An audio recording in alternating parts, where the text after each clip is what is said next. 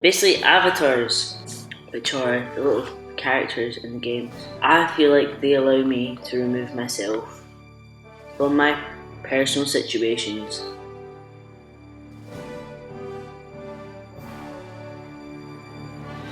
In my personal inability to accept my successions in order to see myself more clearly. I feel like when you're too close to anything, it's hard to see it. It's hard to see in true light because of all the scar tissue. 8-bit games, for me, throughout the past year and a half of my medical transition, I've been making 8-bit games. This allows me to document my beard growth in pixels, the different changes that I've experienced, the hormone replacement therapy through illustrations and digital graphics. And in some ways it allows me to fully accept the changes and how fast they can be, or however slow they can be, the ups and downs of this really non-linear path that I've been on for the past couple of years. That is at times very difficult to deal with. It's unlike anything I've ever had to experience before, and that can be hard for me to fathom, that I'm actually doing it for myself. So these avatars allow me to do that. Every surgery intervention, every external narrative, every relationship downfall, every new relationship blossom has been documented in some way throughout transition gaming. Be that also obvious or hidden between the different lines of each background, each voice snippet or illustration, or the format of each game. It's been really trying, but it's been the most fruitful thing I've ever done for myself. I feel that on reflection in those times that I've made this work, I've made this arcade that will be my foreseeable practice, because it seems more palatable. That word has rung true in my ears many times. It's a word that I return to when I'm not sure of where I stand and where my place is. It's not a good thing to be palatable. It's an easy thing, and that's what I always take away from it.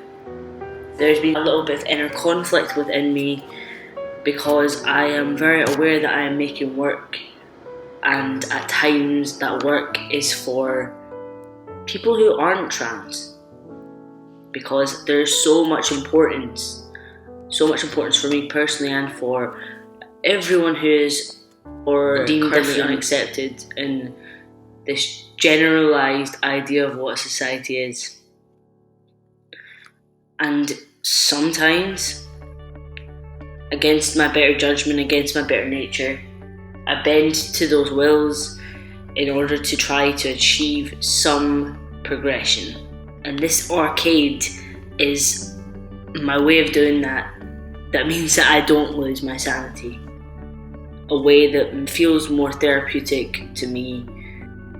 Transition Gaming Arcade is a place to talk, and a place to converse, and a place to ask questions and of non-judgment, and a place to learn.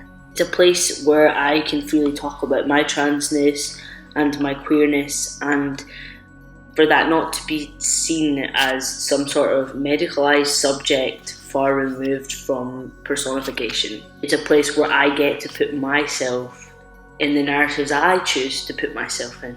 It doesn't follow any discourse. It doesn't have any pressures thrust upon it.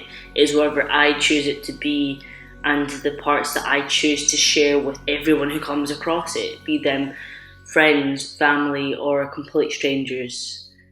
It is the external narratives of my life for the past few years, curated carefully to educate others. I always remember an old tutor of mine say that you can't be a teacher, Indy. You're an artist. It really stuck with me because it was just so untrue. Experience to me is the only place you can teach from.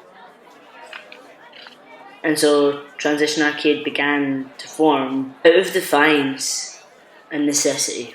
And I hope that you can see the journey so far that I've been on, and that you can be involved in the external narratives of what I'm going through, and treat this as a place to ask questions and to create community and cohesiveness within relationships that you would never have thought to have formed.